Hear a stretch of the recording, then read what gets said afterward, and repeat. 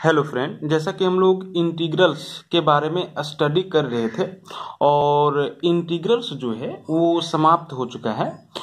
आज के इस वीडियो में हम chapter 1 relation and functions start करने वाले हैं।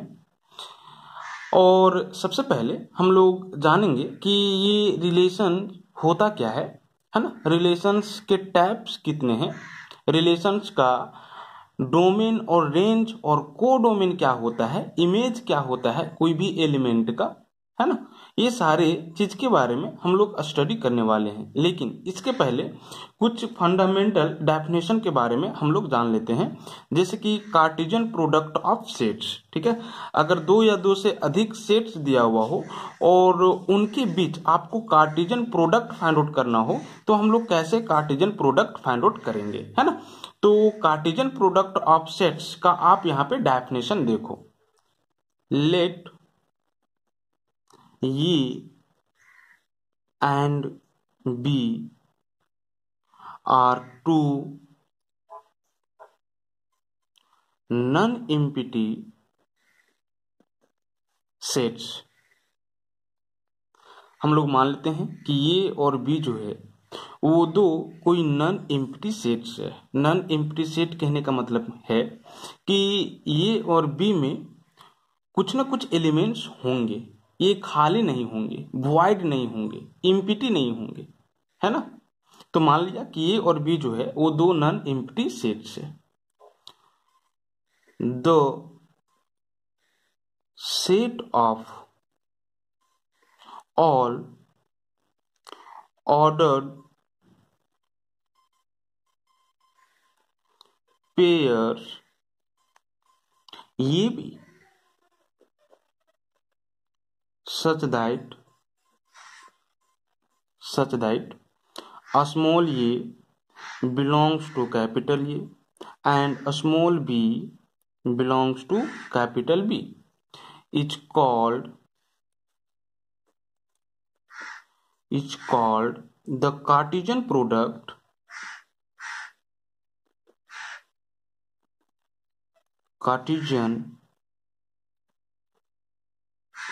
product of set A with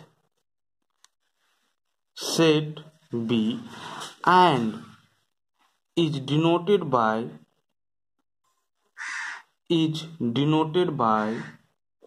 this is A cross B। ये और बी यदि दो नॉन एम्प्टी सेट हो तो एक ऐसा सेट जिसमें ये सारे ऑर्डर्ड पेयर क्या होंगे, कंटेन होंगे, इस तरह से कि ये बिलोंग करेगा कैपिटल ए में। दैट मीन्स ऑर्डर्ड पेयर जो होगा उसका फर्स्ट एलिमेंट बिलोंग करेगा फर्स्ट सेट में और जो ऑर्डर्ड पेयर होगा उसका सेकेंड एलिमेंट बिलोंग करेगा सेकेंड सेट में, है ना।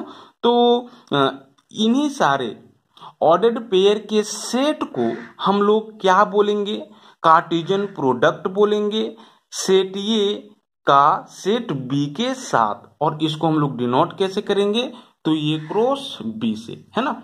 10 अगर आप इसको ब्यूल्डर फॉर्म में लिखना चाहोगे तो क्या लिखोगे, 10 A cross B will be equal to this is set of all ordered pair A B such that A belongs to capital A and B belongs to this is capital B, है ना।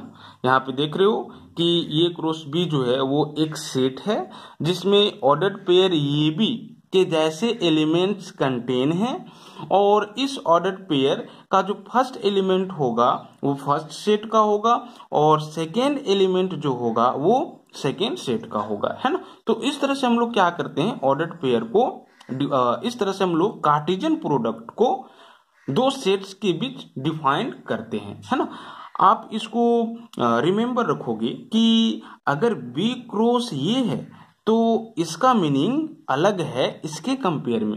ए cross B will be not equal to B cross A if set A and set B will be distinct, है ना। अगर ये और B set अलग अलग होंगे तो ये क्रॉस बी इक्वल नहीं होगा बी क्रॉस ये का, है ना। बी क्रॉस ये कहने का मतलब क्या है, this is ordered pair B A, है ना। जहां पे ये जो बी होगा वो बिलोंग करेगा किसमें, तो फर्स्ट सेट बी में, एंड ये जो सेकेंड कंपोनेंट है वो बिलोंग करेगा सेकेंड सेट ये में, है ना। तो इसमें इस तरह के ऑर्डर्ड पेयर कंटेन होंगे और इसमें इस तरह के ऑर्डर्ड पेयर कंटेन होंगे, है ना। तो दोनों इक्वल नहीं है। साथ ही साथ आप ये भी ध्यान दो, ये क्रॉस बी फाइव होगा, दैट मीन्स ये क्रॉस बी एम्प्टी सेट होगा, दैट मीन्स ये क्रॉस बी में एक भी एलिमेंट नहीं होगा यदि ये फाइव हो एंड, और बोलो, ये फाइव हो और बी फाइव हो। अगर ये या बी दोनों में से कोई फाइव हो या दोनों फाइव हो, है ना, तो उस केस में ये क्रॉस बी भी क्या होगा, फाइव होगा। ठीक है। अब यहां पे जरा देखो, हम क्या करते हैं, दो कोई भी आर्बिट्ररी सेट्स लेते हैं और ये क्रॉस बी फाइंड आउट करते हैं। मान लेते हैं कि एक सेट ये है जिसमें ये सारे एलिमेंट कंटेन है ना, और एक सेट बी है जिसमें ये सारे एलिमेंट कंटेन है ना। इसमें 3 एलिमेंट है और इसमें 2 एलिमेंट है। मुझे क्या करना है, तो ये क्रॉस बी फाइंड आउट करना है, that means Cartesian product find out करना है ये और बी के बीच, है ना। तो Cartesian product of A and B या Cartesian product of A with B is denoted by A cross B, and A cross B will be a set of all ordered pairs such that this is A1, this is A2, this is B1 and this is B2, this is C1 and this is C2, है ना। यहां पे जरा देखो, इस ये के साथ ये दोनों को लोगे तो A1 and this is A2, इस बी को दोनों के साथ लोगे तो B1 and this is B2, इस सी को दोनों के साथ लोगे तो C1 and this is C2, है ना। तो इसी तरह से हम लोग क्या करते हैं, कार्टेशियन प्रोडक्ट फाइंड आउट करते हैं। आप देख सकते हो कि ये क्रॉस बी में जो एलिमेंट हैं वो ऑर्डर्ड पेयर के फॉर्म में कंटेन है ना। अगर आपको बी क्रॉस ये फाइंड आउट करने के लिए देता, ठीक है, तो बी क्रॉस ये का वैल्यू क्या होगा, यहां से जरा देखो। अब आपको इसको फर्स्ट सेट लेना है और इसको सेकेंड सेट लेना है ना। तो क्या करोगे, पहले 1 को ये तीनों के साथ, उसके बाद इस 2 को इस तीनों के साथ, है ना। तो 1 को आप ये के साथ लोगे तो ऑर्डर पेयर 1 ये, ठीक है। 1 को अब बी के साथ लोगे तो ऑर्डर पेयर 1 बी, ठीक है। 1 को अब सी के साथ लोगे तो order pair 1 C, not C1, है ना, क्योंकि आप बी क्रॉस ये फाइंड आउट कर रहे हो, ठीक है। तो इसका कहने का मतलब है कि ऑर्डर्ड पेयर में जो भी एलिमेंट्स होंगे उसका फर्स्ट कंपोनेंट बी में होगा, ठीक है, और सेकेंड कंपोनेंट ये में होगा, है ना। अब इसी तरह से 2 को ये तीनों के साथ, दैट मीन्स 2 ये, ठीक है। नेक्स्ट क्या आ जाएगा, दिस इज 2B, नेक्स्ट क्या आ जाएगा, तो दिस इज 2C, है ना। ये आपका क्या है, बी क्रॉस ये है। आप देख सकते हो कि यहाँ पे ये क्रॉस बी इक्वल नहीं है बी क्रॉस ये का, है ना। ये क्रॉस बी इक्वल नहीं है बी क्रॉस ये का। अब आप रिलेशन का डेफिनेशन देखो, है ना। कहता है let A and B are two sets, then a relation R from set A to set B is a subset of A cross B. Thus, R is a relation from A to B if and only if R will be subset of A cross B, है ना। कहता है कि आप मान लो कि ये और B जो है वो दो कोई सेट्स है ना। Then relation R from set A to set B is a subset of A cross B। तो इस R को हम लोग रिलेशन बोलेंगे सेट A से सेट B में यदि ये R ये क्रॉस B का सबसेट होगा, है ना। इसको आप इस तरह से राइट डाउन कर सकते हो कि R will be relation from set A to set B if and only if R will be subset of A cross B। यदि R सबसेट होगा ये क्रॉस B का तो इस R को हम लोग क्या बोलेंगे, रिलेशन बोलेंगे सेट A से सेट B में, है ना। जरा देखो यहाँ पे हम लोग डबल इम्प्लीकेशन का साइन दिए हुए हैं। इसका कहने का मतलब है ना कि ये दोनों तरफ से सही है। अगर R रिलेशन होगा ये से B में तो फिर R सबसेट होगा ये क्रॉस B का। यदि R सबसेट होगा ये क्रॉस B का तो फिर R रिलेशन होगा ये से B में, है ना। तो इस तरह से हम लोग क्या करते हैं, रिलेशन को डिफाइन करते हैं, ठीक है। इसका आप एग्जाम्पल देखो, जैसे कि हम मान लेते हैं कि एक सेट ये है जिसमें ये 3 एलिमेंट कंटेन है ना। दूसरा सेट B है जिसमें ये 2 एलिमेंट कंटेन है, ठीक है। तो आप क्या करोगे, ये क्रॉस B फाइंड आउट करोगे पहले, ठीक है। तो ये क्रॉस B फाइंड आउट करो, तो ये क्रॉस B में क्या क्या एलिमेंट्स आएगा ऑर्डर्ड पेयर के फॉर्म में। दिस इज 1 को ये दोनों के साथ, दैट मीन्स 1 ये 1 B, नेक्स्ट 2 ये 2 B, नेक्स्ट 3 ये 3 B, है ना। यही सारे ऑर्डर्ड पेयर आएंगे ए क्रॉस B में। अब जरा देखो, अगर हम एक R1 सेट लें जिसमें ये सारे ऑर्डर्ड पेयर कंटेन हो, है ना, तो क्या ये R1 रिलेशन होगा ये क्रॉस B का।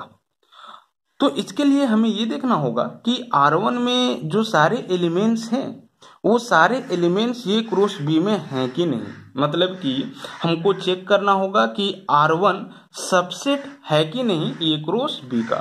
R1 सबसेट कब होगा ये क्रॉस B का, जब हर एक एलिमेंट R1 का ये क्रॉस B में क्या करेगा, बिलोंग करेगा, है ना। उस केस में हम लोग बोलेंगे कि R1 सबसेट होगा ये क्रॉस B का। तो यहाँ पे देख सकते हो कि R1 में ये तीनों एलिमेंट कंटेन है और ये तीनों एलिमेंट ये क्रॉस B में है। 1 ये, ठीक है, this is 1 B and this is 2 ये, है ना। दैट मीन्स हम लोग कह सकते हैं कि R1 जो है वो सबसेट है किसका, ये क्रॉस B का। और इसीलिए हम लोग R1 को क्या बोलेंगे, एक रिलेशन बोलेंगे सेट A से सेट B में। समझ रहे हो ना।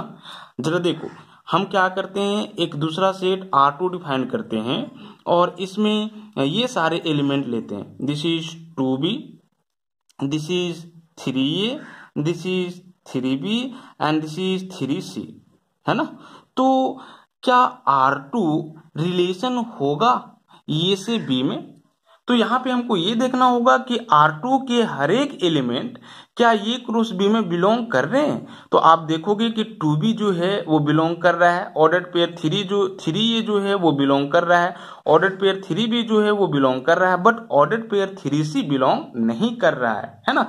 दैट मीन्स R2 में हर एक एलिमेंट्स ये क्रॉस B में बिलोंग नहीं कर रहे हैं। दैट मीन्स हम लोग बोलेंगे कि R2 does not subset of A cross B and therefore R2 will be not a relation from set A to set B, है ना। तो शायद अब आपको समझ में आ गया होगा कि एक रिलेशन क्या होता है। तो सिंपली अगर ये और B कोई दो सेट्स हो तो हम लोग R को रिलेशन बोलेंगे सेट A से सेट B में यदि ये जो R होगा वो ये क्रॉस B का सबसेट होगा, है ना। यदि R सबसेट होगा ये क्रॉस B का तो R को हम लोग रिलेशन बोलेंगे ये से B में, और यदि R एक रिलेशन है सेट ए से सेट बी में, तो फिर आर सबसेट होगा ए क्रॉस बी का। अब जरा देखो, हम लोग मान लेते हैं कि आर जो है वो एक रिलेशन है नन वॉइड सेट ए से सेट नन वॉइड बी में, है ना। तो इसको हम लोग इस तरह से लिखेंगे, राइट डाउन करेंगे, R be a relation from set A to set B, है ना। और अगर ऐसा हो और कोई ऑर्डर्ड पेयर ये भी बिलोंग कर रहा हो रिलेशन आर में, तो इसका कहने का मतलब ये है कि A is related to B and if ordered pair AB does not belong to relation R, it means that A is not related to B and it can be written as this: A does not related to B यदि ordered pair AB relation R में belong नहीं कर रहा है ना। अब यहां पे जरा देखो, अब हम लोग ये फाइंड आउट करने वाले हैं कि यदि एक सेट ये हो नॉन एम्प्टी सेट जिसमें m एलिमेंट हो, है ना, और एक नॉन एम्प्टी सेट बी हो जिसमें n एलिमेंट हो, दैट मीन्स इसका कहने का मतलब है कि number of element in set A is equal to m, that means order of set A is m and number of element in set B, that means order of set B will be equal to n। ठीक है, तब हम लोग ये cross B में कितने elements ले सकते हैं, समझ रहे हो ना। अगर ये में m एलिमेंट हो और B में n एलिमेंट हो तो ये क्रॉस B में कितना एलिमेंट होगा, तो सिंपली आप क्या करोगे, m इंटू एन कर दोगे, ये दोनों को मल्टीप्लाई कर दोगे, है ना। यहाँ पे जरा देखो, सेट ए में कितना एलिमेंट है 3 और सेट बी में कितना एलिमेंट है 2, तो ये क्रॉस बी में कितना एलिमेंट होगा, तो 3 इंटू 2, समझ रहे हो ना, 6। जरा देखो 1 2 3 4 5 6, समझ रहे हो, यहाँ पे मैंने वही राइट डाउन किया है, इसको याद रखोगे, ठीक है। अब यदि Cartesian product of A and B में m इंटू n एलिमेंट हो तो total number of relation from A to B कितना डिफाइन कर सकते हैं। ए से बी में टोटल नंबर ऑफ रिलेशन कितना होगा, ठीक है, ये मुझे पता करना है।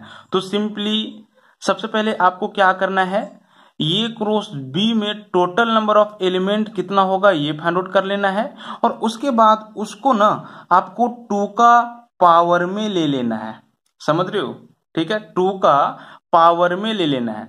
तो 2 का पावर में ले लो, उसको सॉल्व करो, तो हम लोग इतना क्या कर सकते हैं, नंबर ऑफ रिलेशन डिफाइन कर सकते हैं सेट ए से सेट बी में। ये सब याद रखोगे आप, ठीक है। जैसे कि यहाँ पे देखो, ए में 3 एलिमेंट था, बी में 2 एलिमेंट था, ए क्रॉस बी में कितना एलिमेंट आ गया, 6 एलिमेंट आ गया। अब अगर हम आपसे ये पूछें कि total number of relation A cross B में या ए से बी में हम लोग कितना डिफाइंड कर सकते हैं, तो आप कैसे फाइंड आउट करोगे, तो सिंपली आपको क्या करना है, 2 का power number of element of A cross B, that means 2 का पावर 6 ले लेना है ना। 2 का पावर 6 को आप सॉल्व करो तो इतना रिलेशन आप सेट ए से सेट बी में क्या कर सकते हो, डिफाइन कर सकते हो, समझ रहे हो ना।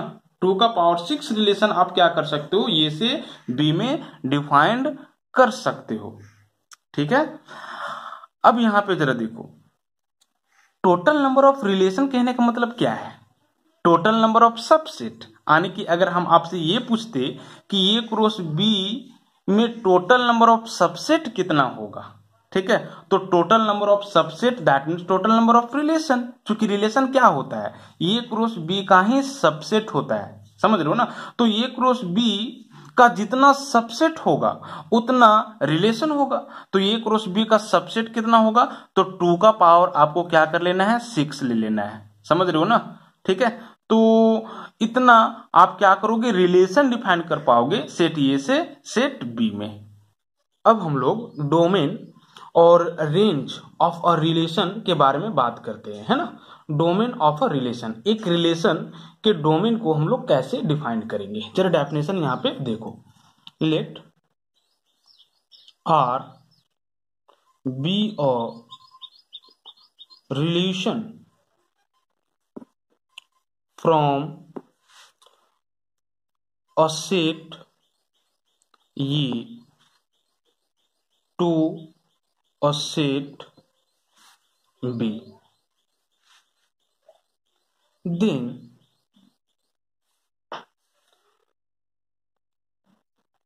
the set of all first components or coordinates of the ordered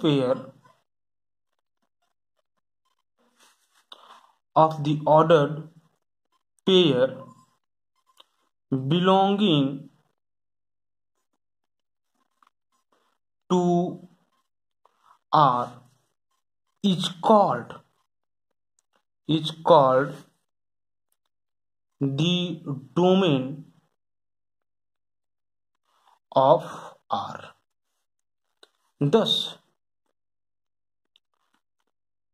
domain of R will be equal to, this is A such that ordered pair AB belongs to R. कहता है यदि R एक रिलेशन हो जो कि defined हुआ हो set ए से सेट बी में, तो ऑर्डर्ड पेयर्स जो कि R में क्या कर रहा हो, बिलोंग कर रहा हो, उन सारे ऑर्डर्ड पेयर्स के फर्स्ट कंपोनेंट और ऑर्डिनेट्स और फर्स्ट एलिमेंटों का आप क्या कर लो, एक सेट ले लो। उसी सेट को हम लोग रिलेशन आर का क्या बोलेंगे, डोमेन बोलेंगे, है ना। आप यहाँ पे देख सकते हो कि बिल्डर फॉर्म में मैंने आर के डोमेन को किस तरह से डिफाइन किया है। यहाँ पे ये जो ऑर्डर्ड पेयर ये भी है वो रिलेशन आर में क्या कर रहा है, बिलोंग कर रहा है। तो आर का डोमेन क्या होगा, तो इस आर में जो भी ऑर्डर्ड पेयर बिलोंग कर रहे हैं उन सारे ऑर्डर्ड पेयर के फर्स्ट कंपोनेंट का आप क्या कर लो, एक सेट ले लो, है ना। यहाँ पे इस ऑर्डर्ड पेयर का फर्स्ट कंपोनेंट क्या है, ये है, समझ रहे हो ना। तो यही सारे एलिमेंट्स क्या कहलाएंगे, यही सारे एलिमेंटों का सेट क्या कहलाएगा, आर का डोमेन कहलाएगा, है ना। जैसे कि मान लेते हैं कि एक रिलेशन आर है, ठीक है, जो कि सेट ए से सेट बी में डिफाइंड हुआ है ना। सेट ए में ये सारे एलिमेंट हैं और सेट बी में ये सारे एलिमेंट हैं, समझ रहे हो ना। तो आप क्या कर लो, एक रिलेशन डिफाइन कर लो। हम मान लेते हैं कि R1 क्या है, एक रिलेशन है और इसमें ये सारे ऑर्डर्ड पेयर कंटेन है। 1x, this is 1y, this is 2x and this is 2y, है ना। तो इस केस में अगर इसका हम डोमेन राइट डाउन करना चाहें, डोमेन ऑफ R1, तो इसका डोमेन क्या होगा, तो इसमें जो ऑर्डर्ड पेयर बिलोंग कर रहे हैं उनके फर्स्ट कंपोनेंट्स और एलिमेंट्स और कोऑर्डिनेट्स का आप क्या कर लो, एक सेट ले लो। यहाँ पे जरा देखो, वो इसमें फर्स्ट कंपोनेंट क्या है, 1 है, इसमें फर्स्ट कंपोनेंट क्या है, 1 है, रिपीटेड नहीं लेना है, ठीक है। मतलब कि 1, इसमें फर्स्ट कंपोनेंट 2 है, इसमें भी फर्स्ट कंपोनेंट 2 है, रिपीट करके नहीं लेना, एक ही वैल्यू लेना है। तो दिस इज 2, है ना। दैट मीन्स R1 का डोमेन क्या होगा, तो 1 2 होगा, समझ रहे हो। अब जरा देखो, हम लोग रेंज का बारे में बात करेंगे, है ना। रेंज का डेफिनेशन आप खुद लिख सकते हो, ठीक है। रेंज ऑफ आर, ठीक है। तो रिलेशन आर का रेंज क्या होगा, तो simply second component ordered pair जो आर में बिलोंग कर रहा है उन सारे ऑर्डर्ड पेयर के सेकेंड कंपोनेंट का आप क्या कर लो, सेट ले लो, है ना, that means B such that ordered pair A B belongs to R, ठीक है। तो उसी सेट को हम लोग आर का रेंज कहेंगे, है ना। जैसे कि यहाँ पे जरा देखो, अगर हम R1 का रेंज आपको फाइंड आउट करने के लिए बोले तो R1 का रेंज क्या होगा, रेंज ऑफ R1, ठीक है, will be what, second component का आप सेट ले लो। तो यहाँ पे देखो, इसका सेकेंड कंपोनेंट x है, इसका सेकेंड कंपोनेंट y है, दिस इज x y, इसका सेकेंड कंपोनेंट x और इसका सेकेंड कंपोनेंट क्या है, y है ना। यहाँ पे रिपीट कर रहा है ना, x x और y y, तो आप एक x लोगे, ठीक है, और एक y लोगे, समझ रहे हो ना। तो R1 का जो रेंज होगा वो क्या होगा, सिंपली x y होगा, ठीक है। तो इस तरह से हम लोग रेंज और डोमेन को क्या करते हैं, एक रिलेशन के लिए डिफाइन करते हैं। तो यहां से एक चीज क्लियर है कि डोमेन आर का जो होगा वो सबसेट होगा किसका, ये का, अगर रिलेशन ए से बी में डिफाइंड हुआ हो तो, और आर का जो रेंज होगा वो सबसेट होगा किसका, बी का। अब हम लोग इनवर्स ऑफ अ रिलेशन के बारे में बात करते हैं। एक रिलेशन का इनवर्स को कैसे डिफाइन करेंगे, ठीक है, इसके बारे में हम लोग बात करते हैं, है ना। कहता है let A and B are two sets and let R be a relation from set A to set B. Then the inverse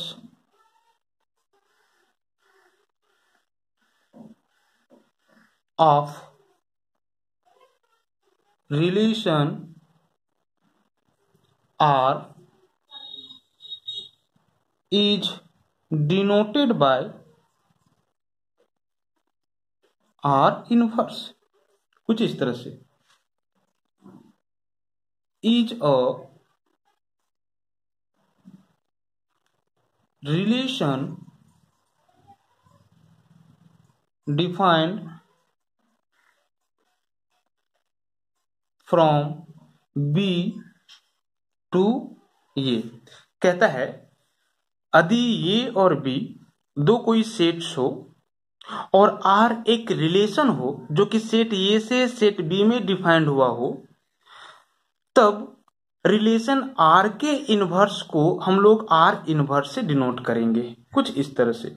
और ये जो होगा वो एक रिलेशन होगा बी से ए में। जरा देखो, आर जो है वो एक रिलेशन है जो कि डिफाइंड हुआ है ए से बी में, और इनवर्स ऑफ आर को हम लोग इस तरह से डिनोट करेंगे, समझ रहे हो ना। और ये जो होगा वो भी एक रिलेशन ही होगा लेकिन डिफाइंड होगा बी से ए में, जस्ट इसका अपोजिट, ठीक है, ये ए से बी में और इसका जो इनवर्स होगा वो बी से ए में, है ना। तो इस तरह से एक रिलेशन के इनवर्स को हम लोग क्या करते हैं, डिफाइन करते हैं, है ना। अब जरा देखो, अगर हमको क्या करना हो, ब्यूल्डर फॉर्म में इसका डेफिनेशन लिखना हुआ हो, ठीक है, तो कैसे हम लोग राइट डाउन करेंगे। अगर आर क्या हो, एक रिलेशन हो, है ना, ए से बी में, तो हम लोग इस तरह से क्या करेंगे, इसको ब्यूल्डर फॉर्म में डिफाइन करेंगे। आर में वो सारे ऑर्डर्ड पेयर कंटेन होंगे जिसके लिए फर्स्ट कंपोनेंट फर्स्ट सेट में, दैट मीन्स ए में, और सेकेंड कंपोनेंट सेकेंड सेट में, दैट मीन्स बी में, ठीक है। अब इसका इनवर्स को हम लोग आर इनवर्स राइट डाउन करेंगे, है ना।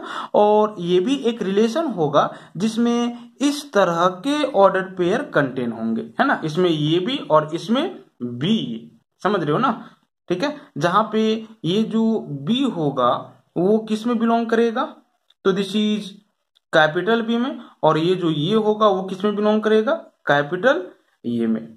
तो यहां से एक चीज क्लियर है कि आर का जो डोमेन होगा, है ना, डोमेन आर का क्या होगा, तो जो भी ऑर्डर्ड पेयर कंटेन होगा आर में, उसके फर्स्ट कंपोनेंट का जो सेट्स होगा, है ना, उसी को हम लोग आर का डोमेन बोलेंगे, है ना। दैट मीन्स यहाँ पे ये से सेट बनेगा, है ना। तो इसका जो डोमेन होगा वो क्या होगा, एक तरह से ये समझ रहे हो ना। और ये किसका इक्वल होगा, तो इसके रेंज का। जरा देखो, ठीक है, ऑर्डर्ड पेयर क्या हो गया है, चेंज हो गया है ना, ठीक है। तो domain of R will be equal to range of R inverse, ठीक है।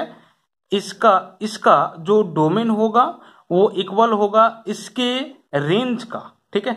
और इस R का जो रेंज होगा वो इक्वल होगा डोमेन का, ठीक है। रेंज क्या होता है एक फंक्शन का, तो जो ऑर्डर पेयर कंटेन होता है उसके सेकेंड कंपोनेंट, कोऑर्डिनेट और एलिमेंटों का सेट्स को हम लोग रेंज बोलते हैं एक रिलेशन आर का, है ना। तो यहाँ पे अगर इसके लिए हम लोग रेंज फाइंड आउट करने के लिए बोले तो ये होगा, तो range of R will be equal to what, तो डोमेन ऑफ आर इनवर्स, ठीक है।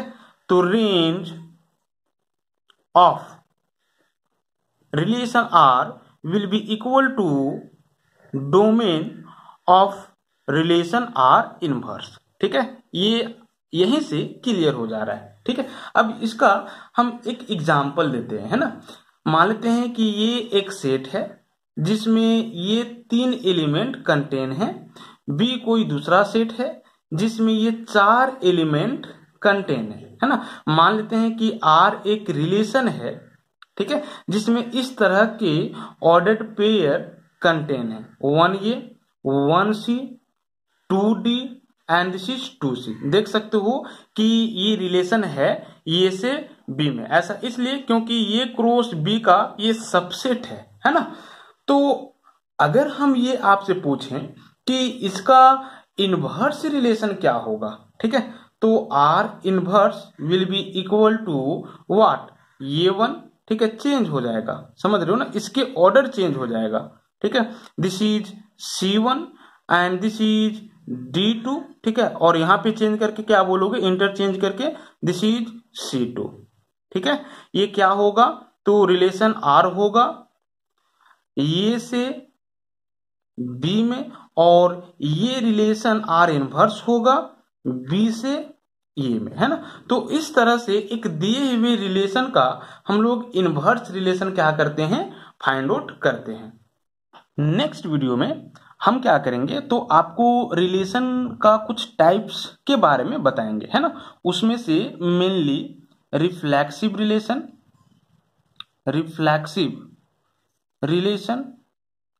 Second symmetric relation and this is third transitive relation के बारे में बताने वाले हैं, है ना। और क्लास 12th के सिलेबस मेनली यहीं से स्टार्ट होता है, ठीक है। ये सब के बारे में जो अभी मैंने डिस्कशन किया एक्चुअली में आप क्लास 11th में भी स्टडी कर चुके हो, ठीक है। अब यहां से क्लास 12th का सिलेबस स्टार्ट होगा, रिफ्लेक्सिव, साइमेट्रिक एंड ट्रांजिटिव। कब एक रिलेशन को रिफ्लेक्सिव रिलेशन बोलेंगे, कब साइमेट्रिक रिलेशन बोलेंगे और कब ट्रांजिटिव रिलेशन बोलेंगे, है ना। और इसी के ऊपर हम लोग क्या करेंगे, क्वेश्चंस के बारे में डिस्कशन करेंगे, है ना। और एक्सरसाइज 1.1 में कंटेन क्वेश्चन सॉल्यूशन के बारे में देखेंगे। तो आज इतना ही, थैंक यू।